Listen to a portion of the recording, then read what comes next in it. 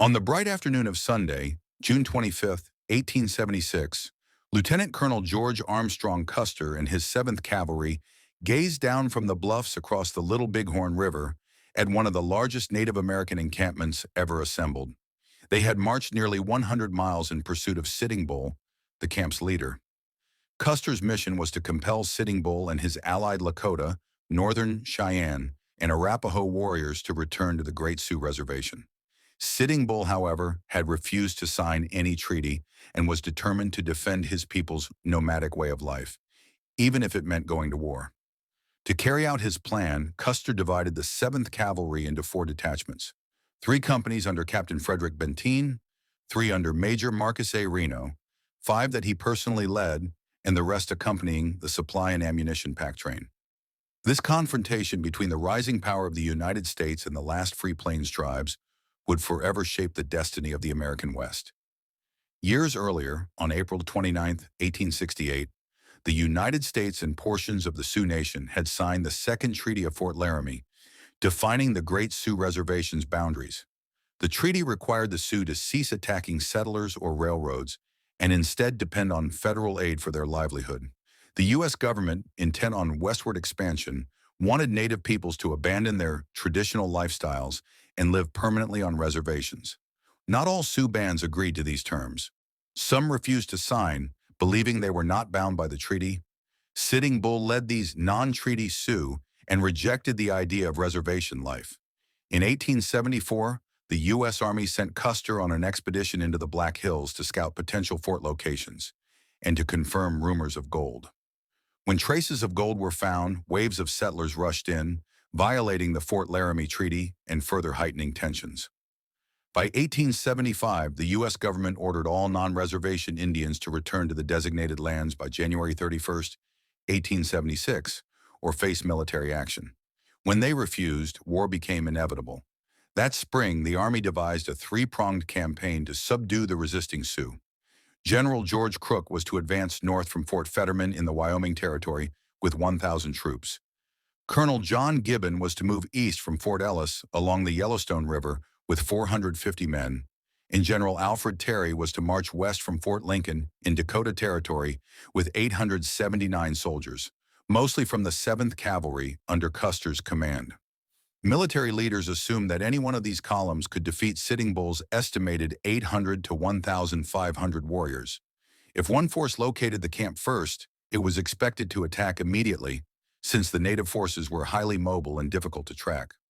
On June 4th, during a Sundance ceremony near Deer Medicine Rocks, Sitting Bull experienced a vision of U.S. soldiers falling into his camp, an omen of great victory. On June 10th, Major Marcus Reno led 6 companies on a 10-day reconnaissance between the Powder and Tongue Rivers to locate the camp. A week later, on June 17th, General Crook's forces were attacked by Crazy Horse and his warriors along the Rosebud River. The ensuing Battle of the Rosebud ended in a modest Lakota victory and forced Crook to retreat for reinforcements.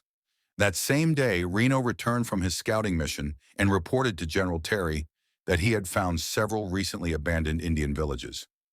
On June 22nd, Custer was ordered to take 12 companies of the 7th Cavalry and advance up the Rosebud Creek in pursuit of Crazy Horse.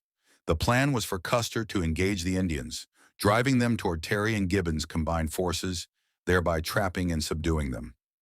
By the morning of June 25th, Custer's scouts had finally located Sitting Bull's vast encampment. They estimated a population of roughly 8,000, with between 1,500 and 2,000 warriors ready to fight. Custer initially intended to launch a surprise attack at dawn on June 26th, but his scouts warned that the Lakota had already detected his presence. Fearing the enemy would escape, Custer decided to strike immediately. The native camp was situated on the open plains beside the Little Bighorn River, where one of the most famous battles in American history was about to unfold. On the eastern bank of the river rose steep, uneven bluffs. The American forces split into a 2-pronged assault. Major Marcus A. Reno would attack the southern end of the native village, while Lieutenant Colonel George Custer advanced along the bluffs to strike from the north. Captain Frederick Benteen remained in reserve, ready to reinforce either wing as needed. At around 3 p.m., Reno crossed the Little Bighorn River and charged toward the village. He had no clear sense of the village's vast size or strength, as his view was blocked by trees along a bend in the river. When he finally cleared the bend and saw the immense settlement, Reno realized he might be walking into an ambush. He advanced briefly before ordering his men to dismount and form a skirmish line, firing indiscriminately into the camp, striking both warriors and non-combatants. After about 20 minutes of gunfire, Reno's force had suffered only one casualty, but a group of native warriors had taken up cover and began attacking the left flank of Reno's line. This counterattack forced Reno's troops to retreat into the woods near the river bend. The enemy continued to press them, and amid the chaos, Reno's scout, Bloody Knife, was shot in the head, his blood and brains splattering across Reno's face. Horrified and disoriented, Reno ordered his men to mount, dismount, and mount again before shouting that anyone who wanted to escape should follow him. What followed was a frantic and disorderly retreat across the river, during which many men were cut down by gunfire. The survivors scrambled up the 8-foot bluffs and finally reached a defensible position. Soon after, Benteen arrived with his detachment to find Reno's shaken and disorganized men. Benteen had been on a reconnaissance mission when he received Custer's urgent message. "Benteen, come on! Big village! Be quick! Bring packs! P.S. Bring packs!" Unsure exactly what Custer meant but sensing urgency, Benteen moved toward the fight. However, Reno refused to advance until the supply packs, lagging behind, had arrived.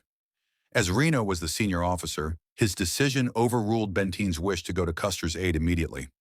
Meanwhile, the native forces that had been engaging Reno shifted downstream toward Custer's position. From Reno Hill, soldiers soon heard heavy gunfire in that direction, realizing that Custer was under attack, but they could not tell precisely where. Rather than focus on organizing the defense, Reno descended the bluff to recover the body of a fallen officer. In his absence, Benteen took charge of the defense on the hill. Frustrated by the inaction of his superiors, Captain Thomas Weir defied orders and led his D Company northward to try to assist Custer. His bold move inspired others to follow, and Benteen eventually rode out after him. When Weir reached the northernmost point of the bluffs, he could see smoke and movement about 4 miles away. Warriors firing at motionless shapes on the ground. Believing Custer's force had been driven off, Weir and his men soon came under attack themselves as native fighters returned from the north and began skirmishing with them. Benteen quickly pulled the troops back to Reno Hill, losing only one man in the withdrawal. That evening, Reno and Benteen's combined force held their position under intermittent fire until nightfall. The next morning, the warriors renewed their assault from the south, but the Americans' elevated position in numbers, roughly 300 men, allowed them to repel the attack with minimal losses. Eventually, the native camp packed up and moved further down the valley, ending the Battle of the Little Bighorn. What became of Custer's detachment remains largely uncertain, as most of what is known comes from second-hand accounts and continues to be a subject of debate. During Reno's engagement, Custer advanced along the bluffs on the northern side of the Little Bighorn River. Observing Reno's apparent success in holding back the native warriors, Custer pressed northward, aiming to capture non-combatants as potential hostages to use as leverage.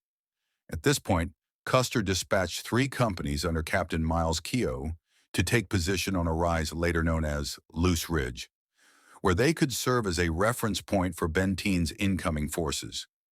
Meanwhile, Custer and Captain George Yates led their men down Medicine Tail Coulee toward the Little Bighorn River. Upon arrival, they found the nearby section of the village seemingly abandoned, except for a small number of defending warriors. Company L, under Lieutenant James Calhoun, opened fire on these warriors near the river. In response, Custer abandoned his plan to cross and instead regrouped with Keogh's men, intending to move further north to intercept the fleeing non-combatants. Custer left Keogh positioned on Calhoun Hill, while he and Yates searched for another suitable crossing point along the river. While Custer maneuvered toward the Little Bighorn, warriors who had previously been engaged with Reno crossed the river and began moving toward Calhoun Hill. From his position, Custer could see thousands of non-combatants escaping the village, far too many for his small command to capture. He therefore withdrew his men to Cemetery Ridge, intending to hold that ground until Benteen arrived with reinforcements. Custer believed that once Benteen joined him, they would have enough strength to seize most of the escaping villagers. However, as waves of native warriors advanced through Calhoun Coulee, Captain Keogh sent Company C down to protect his right flank. This move inadvertently left Keogh's line exposed to enemy fire. The native fighters quickly launched a fierce counterattack against Company C's skirmish line, overwhelming them. Without support from Keogh's main body, Company C broke and retreated on foot toward Calhoun Ridge, suffering devastating losses. Over half their men were killed. In an attempt to assist, Calhoun shifted his skirmish line westward to cover the remnants of Company C, but this maneuver left his southern flank unprotected. Warriors exploited the gap, attacking from the south while others pressed from the west. The American line collapsed under the combined assault, leaving no chance to regroup. Meanwhile, Company E, positioned on Cemetery Ridge, came under attack by a group of Cheyenne warriors who split their line in two. Captain Keogh and his remaining soldiers were soon surrounded on three sides.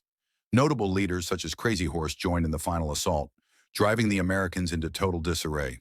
The few surviving soldiers tried to retreat across Battle Ridge, but were steadily cut down as they fled. Seeing the chaos and realizing the scale of the disaster, Custer moved his remaining men up to what would later be known as Last Stand Hill to make their final defense.